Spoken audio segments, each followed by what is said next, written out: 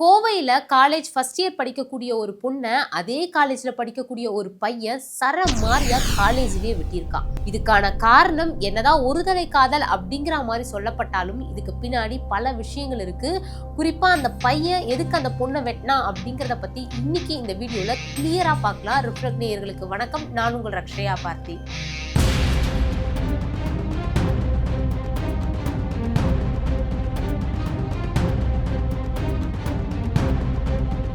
கோவை சரவணப்பட்டியில் இருக்கக்கூடிய கேஜி காலேஜில் BTech first year படிக்கக்கூடிய 17 வயசான பொண்ணு தான் அன்சிகா.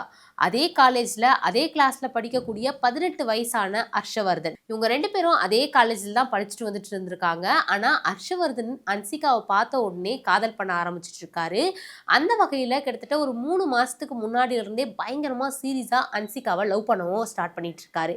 இந்த வகையில் லாஸ்ட் மந்த் அன்சிகா கிட்ட ஹர்ஷவர்தன் ப்ரப்போஸ் பண்ணியிருக்காரு. ஆனா அன்சிகாவும் ஹர்ஷவர்தனும் ஃப்ரெண்ட்லியா தான் பேசிட்டு வந்துட்டு இருந்திருக்காங்க. அன்சிகாவும் ஹர்ஷவர்தனை ஃப்ரெண்டா தான் பார்த்திருக்காங்க. ஸோ ஹர்ஷவர்தன் தன்னுடைய காதலை சொன்னப்ப அன்சிகா அதை ஏத்துக்கல. அது மட்டும் இல்லாம ஹர்ஷவர்தன் பயங்கரமா ரூல்ஸ் அண்ட் ரெகுலேஷன்ஸை அன்சிகாவுக்கு போட்டிருக்காரு. அதாச்சும் என்ன தாண்டி நீ வேற யார்கிட்டயும் பேசக்கூடாது இப்படி அப்படின்னு சொல்லிட்டு நிறைய விஷயங்கள் தொடர்ந்து அன்சிகா கிட்ட சொல்லிக்கிட்டே வந்துட்டு இருந்திருக்காங்க. அன்சிகாக்கு இது எதுவுமே சுத்தமா பிடிக்கவே காணும். ஸோ அன்சிகா என்ன பண்ண ஆரம்பிச்சிருக்காங்க அப்படின்னு பாத்தீங்கன்னா கொஞ்சம் கொஞ்சமா அர்ஷத் கான் கிட்ட பேசுறத நிறுத்திக்கலாம், இதான் நமக்கு நல்லதா இருக்கும் அப்படிங்கிற வகையில கொஞ்சம் கொஞ்சமா அவாய்ட் பண்ணவும் ஆரம்பிக்கிறாங்க. ஆனா ஹர்ஷவர்தன் விடாம அன்சிகாவை தொடர்ந்து லவ் டார்ச்சலும் பண்ண ஆரம்பிச்சிருக்காரு. அந்த வகையில காலேஜ்ல என்கிட்ட மட்டும் தான் நீ பேசணும், வேற எந்த பசங்க கிட்டயும் பேசக்கூடாது அப்படிங்கிற மாதிரி சொல்லியிருக்காங்க. சம்பவம் நடந்த அன்னைக்கு கூட ஹர்ஷவர்தனும் அன்சிகாவும் பயங்கரமா சண்டை போட்டிருக்காங்க. ஹர்ஷவர்தன் திரும்பியுமே பிரச்சனை பண்ணியிருக்காரு அன்சிகா கிட்ட. ஸோ அன்சிகா என்ன பண்ணியிருக்காங்க அப்படின்னு பாத்தீங்கன்னா, என்னை இதுக்கப்புறமா தொந்தரவு பண்ணாத, உங்ககிட்ட பேசுறது எனக்கு எதுவுமே சரிப்பட்டு வராது அப்படிங்கிற மாதிரி சொல்லியிருக்காங்க. அந்த டைம்ல ஹர்ஷவர்தனுக்கு பயங்கரமான டென்ஷன் வந்திருக்கு. ஸோ அவர் என்ன பண்ணியிருக்காரு அப்படின்னு பார்த்தீங்கன்னா, காலேஜ் ஏதாச்சும் சம்பவம் நடந்த அன்னைக்கு காலேஜ் ஸ்டார்ட் ஆகுறதுக்கு கொஞ்ச நேரத்துக்கு முன்னாடி இந்த சம்பவம்லாம் நடந்துட்டு இருக்கு. அந்த சமயத்தில் என்ன பண்ணியிருக்காரு அப்படின்னு பார்த்தீங்கன்னா, ஹர்ஷவர்தன் தான் மறைச்சு வச்சிருந்த கத்தி எடுத்து அன்சிகாவை அதே காலேஜ் வளாகத்துல மாரியா விட்டிருக்காரு. பேரண்ட்ஸ் நம்பிக்கையா அனுப்பி வைக்கக்கூடிய இடமான காலேஜ்ல ஒரு ஹர்ஷவர்தன் அப்படிங்கிற ஒரு பையன் ஒரு பயங்கரமான ஆயுதத்தோட காலேஜ்குள்ளார என்ட்ரி ஆனதே ஒரு மிகப்பெரிய தப்பு. அதையும் தாண்டி அங்க படிக்க வந்திருக்கக்கூடிய அத்தனை மாணவர்களுக்கு மத்தியில ஒரு தலை காதலை காரணம் காட்டி அந்த பொண்ணை வெட்டின ஒரு விஷயம் இன்னுமே ஷாக்கிங்கான ஒரு விஷயமா பார்க்கப்பட்டு இருக்கு. அன்சிகாவை பொறுத்த வரைக்கும் தான் ஃப்ரெண்ட்லியா தான் பழகணும் அப்படிங்கிற வகையில் ஹர்ஷவர்தன் கிட்ட எத்தனையோ முறை இது செட் ஆகாது அப்படிங்கிற மாதிரி சொல்லியிருக்காங்க.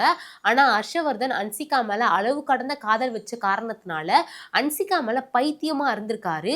தன்னை தாண்டி வேற யாருக்கிட்டையுமே அன்சிகா பேசக்கூடாது அப்படிங்கிற ஒரு விஷயத்துல ரொம்பவுமே உஷாரா இருந்திருக்காரு. ஸோ இதனால அன்சிகா கிட்ட நிறைய தடவை இதை பத்தி பேசியும் இருக்காங்க.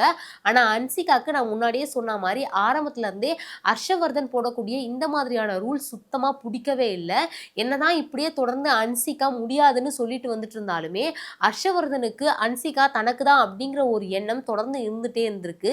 ஸோ இந்த ஒரு நிலையில காலேஜ்ல அதுவும் படிக்கக்கூடிய அத்தனை பேர் இருக்கக்கூடிய காலேஜ்ல கத்தியை எடுத்துட்டு வந்தது திருப்பியுமே வாக்குவாதத்துல ஈடுபட்டு அந்த பொண்ணை சரமாரியா வெட்டியிருக்காரு. இத்தனைக்கும் அந்த பொண்ணுக்கு 17 வயசு, வெட்டின அந்த பையனுக்கு 18 வயசு தான். ஹர்ஷவர்தன் கோயம்புத்தூர்ல இருக்கக்கூடிய ஆர்எஸ் பகுதியை சேர்ந்தவர். இது மட்டும் கிடையாது, இந்த செயல் செஞ்சதுக்கு அப்புறமா போலீஸ் தீவிரமா விசாரிச்சுட்டும் இருக்காங்க. இதுக்கு ஒருதலை காதல் மட்டும்தான் காரணமா, இதை தாண்டி இதுல வேற ஏதாச்சும் பிரச்சனைகள் இருக்கா அப்படிங்கிற மாதிரி போலீஸ் தரப்புல இருந்து இன்னுமே விசாரணை அப்படிங்கிறது நடந்துட்டு இருக்கு. அங்க படிக்கக்கூடிய பசங்க கிட்டயா இருக்கட்டும், ஆசிரியர்கள் கிட்டயா இருக்கட்டும், இந்த மாதிரி சில ஆட்கள் கிட்ட விசாரணை அப்படிங்கிறது போலீஸ் தொடர்ந்து நடத்திட்டு வந்துட்டு இருக்காங்க. இப்ப ஹர்ஷவர்தனை போலீஸ் கைதும் செஞ்சிருக்காங்க. அதாச்சும் கொலை முயற்சி, பெண்ணுக்கு எதிரான வன்கொடுமை, இந்த ஒரு பிரிவுக்கு கீழே ஹர்ஷவர்தன் மேல வழக்கு பதிவு செஞ்சு இப்ப அவரை கைதும் பண்ணியிருக்காங்க. அன்சிகாவா ஹர்ஷவர்தன் வெட்டின உடனே அங்க இருக்கக்கூடிய மாணவிகளா இருக்கட்டும், மாணவர்களா இருக்கட்டும், ஆசிரியர்கள் இப்படி எல்லாருமே ஹர்ஷவர்தனை உடனே பிடிச்சி அங்க இருக்கக்கூடிய ஒரு கிளாஸ் ரூம்ல பூட்டி வச்சிருக்காங்க. ஸோ இதுக்கப்புறமா தான் போலீஸ் ஹர்ஷவர்தனை கைதும் செஞ்சிருக்காங்க. இருக்காங்க. அன்சிகாவை பொறுத்த வரைக்கும் அவங்களுடைய கழுத்து, முதுகு, கை, கன்னம் பகுதிகள்ல பயங்கரமான வெட்டுக்காயம் அப்படிங்கிறது ஏற்பட்டிருக்கு. இப்போ வரைக்கும் நமக்கு கிடைச்ச தகவல் படி அன்சிகா ஓரளவுக்கு ஓகேவா இருக்காங்க அப்படிங்கிற ஒரு விஷயம் தான் கிடைச்சிருக்கு.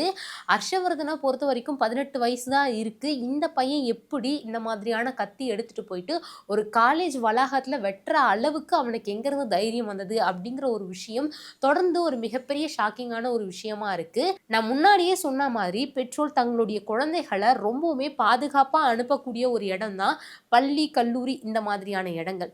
இங்கேயே இந்த மாதிரியான சம்பவங்கள் நடக்குது அப்படின்னா அங்க படிக்கக்கூடிய மற்ற மாணவர்களும் இதனால ஒரு மிகப்பெரிய அதிர்ச்சியில இருக்காங்க அப்படிங்கிறது தான் ஒரு உண்மை. அது மட்டும் கிடையாது. ஹர்ஷவர்தன் 18 வயசு தான் ஆகுது.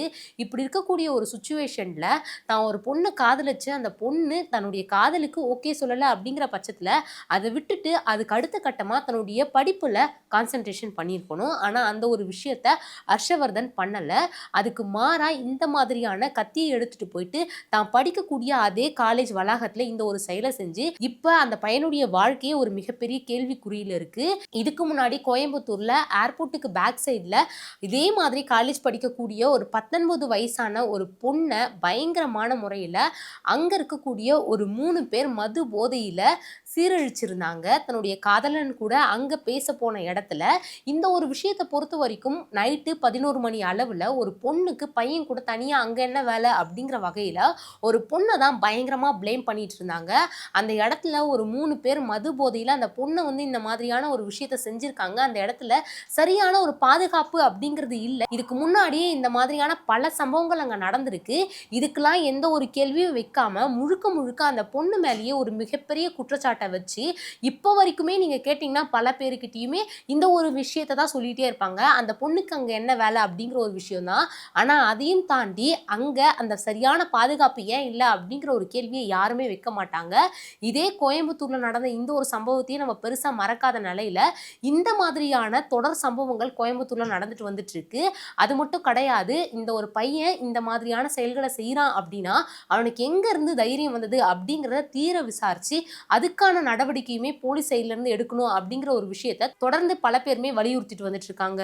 கோயம்புத்தூர்ல ஏர்போர்ட்டுக்கு பேக் சைடு நடந்த இந்த ஒரு சம்பவத்தை தாண்டி நீங்க இப்ப நடக்கக்கூடிய குற்றச்சம்பவங்கள் அப்படின்னு எடுத்துக்கிட்டீங்கன்னா அதிகபட்சமா 18 வயசுக்கு உட்பட்டவங்களா இருக்கட்டும், இந்த 20 வயசுக்கு உட்பட்டவங்களா இருக்கட்டும், இவங்க தான் இந்த மாதிரியான செயல்களை செஞ்சிட்டு இருக்காங்க. குறிப்பா இப்படி இருக்கக்கூடிய பல மாணவர்களுமே கஞ்சா போதையிலயா இருக்கட்டும், மது போதையிலயா இருக்கட்டும், இந்த மாதிரியான போதைக்கு அடிமையாகி கொலை சம்பவங்களா இருக்கட்டும், வெட்டு குத்தா இருக்கட்டும், இந்த மாதிரியான சம்பவங்கள்ல தொடர்ந்து ஈடுபட்டுட்டே வந்துட்டு இருக்காங்க. ரீசெண்ட் டேஸ்க்கு முன்னாடி கூட நம்ம எத்தனையோ விஷயங்களை தொடர்ந்து பார்த்துட்டு வந்துட்டு இருக்கோம் செய்தித்தாள்கள்ல. இந்த நிலையில இப்படி ஒரு செயலை காலேஜ்லயே ஒரு பையன் பண்ணியிருக்கா அப்படின்னா அது இன்னுமே சொல்ல போனா ஒரு பயங்கரமான ஷாக்கிங்கான ஒரு விஷயம். பொதுவா ஆணா இருக்கட்டும், பெண்ணா இருக்கட்டும், நீங்க ஒருத்தரை காதலிக்கிறீங்க அப்படின்னா அவங்க அந்த காதலை ஏத்துக்கலனா விட்டுருங்க. யாரையுமே நீங்க வற்புறுத்தி உங்க கூட வச்சிருக்கவே முடியவே முடியாது.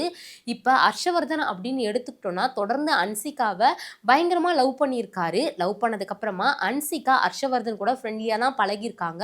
ஸோ அந்த வகையில இந்த காதல்லாம் நமக்கு செட் ஆகாது அப்படிங்கிற ஒரு விஷயத்த சொல்லியிருக்காங்க.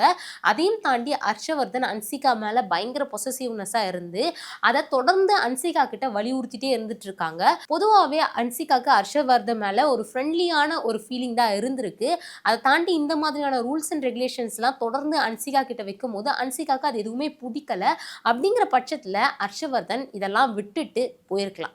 ஆனால் இப்படி செஞ்ச ஒரு காரணத்தினால இப்போ கைது செஞ்சுருக்காங்க. கைது செஞ்சால் சும்மா கிடையாது. இதுக்கு பின்னாடி நிறைய விஷயங்கள் தொடர்ந்து போலீஸ் தரப்புல இருந்து வைக்கப்படும். அதுவும் பெண்ணை வந்து கொலை செய்ய முயற்சி செஞ்சிருக்காரு. இதை தாண்டி பெண்களுக்கு எதிரான வன்கொடுமைக்கு கீழையும் இப்போ வழக்கு பதிவு செஞ்சிருக்காங்க அப்படின்னா சும்மா கிடையாது. லைஃபே இப்போ மிகப்பெரிய கேள்விக்குறியா இருக்கு. கல்லூரியில் இப்படிப்பட்ட ஒரு கோர சம்பவம் அப்படிங்கிறது நடந்திருக்கு. இது ஒன்றும் கல்லூரியில் நடக்கிறது புதுசு ஒன்றும் கிடையாது. சென்னையில் நடந்த ஒரு மிகப்பெரிய அதிர்ச்சி தரக்கூடிய சம்பவத்துக்கே இன்னும் ஒரு மிகப்பெரிய முடிவு கிடைக்காம இருந்துட்டு இருக்கு. இந்த நிலையில கோவையில் நடந்த இந்த கல்லூரியில வெட்டுக்குத்தை பத்தி நீங்க என்ன நினைக்கிறீங்க அப்படிங்கிறத மறக்காம கமெண்ட் பாக்ஸ்ல கமெண்ட் பண்ணுங்க.